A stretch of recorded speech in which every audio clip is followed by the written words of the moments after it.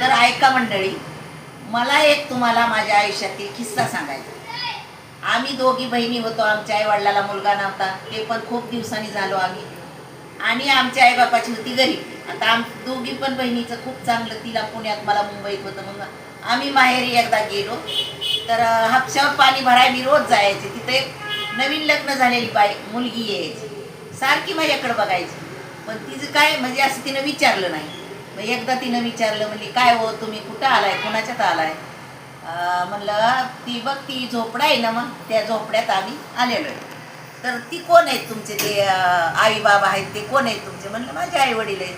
अहो त्यांची तर एवढी तारांबळ गरिबी, आणि तुम्ही तर चांगलं असं तुम्ही वाटताय, तुमचं कसं काय एवढं चांगलं? म्हणलं आमचं नशीब, आता आमचं दोघींचं पण.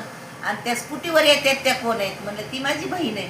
बाई म्हणली तुमच्या आईबापाची एवढी गरिबी आणि तुमचं एवढं चांगलं कसं काय? म्हणलं आमच्या नशिबानं झालं बाई आमचं चांगलं.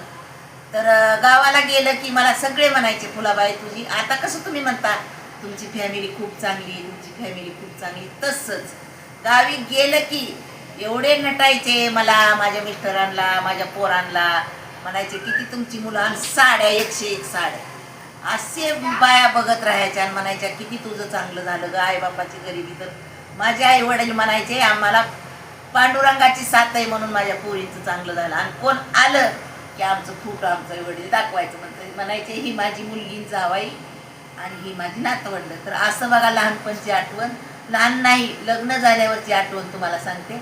कसं वाटलं ते तुम्ही नक्की बघा, लाईक करा, शेअर करा, सबस्क्राईब करा.